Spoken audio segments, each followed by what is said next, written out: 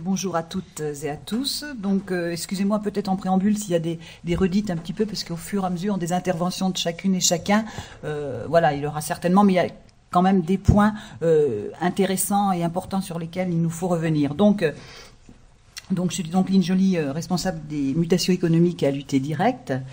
Et donc, à ce titre, en préambule, si vous le permettez, j'aimerais rappeler, d'un point de vue général, le dispositif de gestion prévisionnelle des emplois et des compétences territoriales qui vise à agir de manière préventive, anticipatrice et non pas curative, hein, le plus possible, sur les évolutions des emplois et des compétences, enfin, des évolutions des emplois, mais par l'entrée compétences.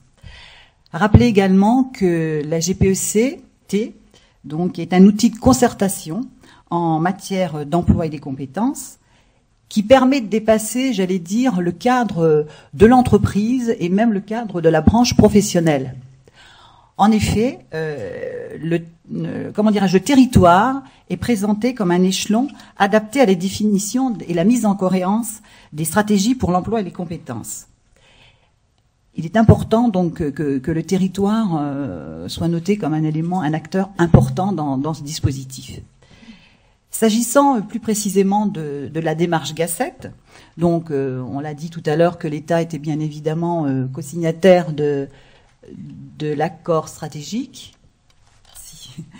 Et rappeler et souligner aussi donc l'originalité de la démarche G7, donc notamment par la méthode qui a été mise au point par AGFOS PME, qui passe par la visite des entreprises, notamment pour le recueil de leurs besoins en compétences. Donc, il était naturel, le choix s'est fait, on va dire naturellement, de faire porter cette démarche par la MDEF, puisque la MDEF, on le sait, fédère au niveau du territoire l'ensemble des acteurs qui sont impliqués dans G7, tant acteurs en termes de développement économique, d'emploi et d'insertion, de formation et d'insertion. Rappeler aussi l'importance pour les acteurs qui sont intervenants dans cette démarche de l'intérêt collectif à agir. L'intérêt collectif à agir, donc pour cela, on va dire faire un petit peu évoluer les mentalités, c'est-à-dire que chacun puisse mettre ses compétences au niveau d'un intérêt collectif et non pas agir uniquement pour sa propre structure. Je pense que c'est un élément qu'il convient de souligner également. Donc l'intérêt, bien sûr, pour les trois acteurs principaux de cette démarche, notamment les entreprises, qui, on va dire, subissent de manière actuelle un peu plus forte, compte tenu de la crise, les mutations économiques, notamment dans le département qui est composé pour sa grande majorité d'un tissu de PME, voire de TPE, qui subissent donc en plein fouet ces mutations économiques. Elles subissent également le choix de groupes, parce que souvent elles dépendent de groupes qui, au fur et à mesure, ont des choix stratégiques, et donc elles sont souvent en sous-traitance, elles sous-traitent pour beaucoup, elles sont donc confrontées à des changements, et pour cela, elles doivent faire preuve de réactivité, et donc avoir une ressource humaine compétente. Donc, pour cela, il est important de pouvoir identifier leurs besoins actuels, leurs besoins futurs, et sous l'angle compétences. Dire également que même, heureusement, en cas de crise comme nous le voyons en ce moment, les recrutements se font également. Mais pour cela, il faudrait aussi faire un petit peu évoluer la mentalité des entreprises, à savoir que le mouton à 5 pattes n'existe pas. Et qu'il faudrait aussi qu'elles puissent travailler donc sur la formation, leur responsabilité, parce que la formation des salariés, c'est bien de leur responsabilité, et qu'il convient également donc travailler sur les compétences à travers notamment la formation tout au long de la vie.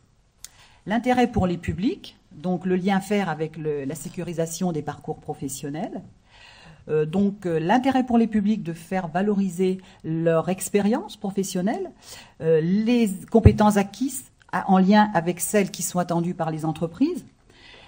Également l'importance, comme l'a dit tout à l'heure le Conseil régional, de faire valoriser et reconnaître ces compétences, notamment par le passeport emploi-formation. Travailler également, surtout, on va dire, sur les publics en insertion, Donc, comme on a pu travailler avec AFPA Transition, notamment sur la reconnaissance de ces compétences, et également sur les publics en contrat aidé.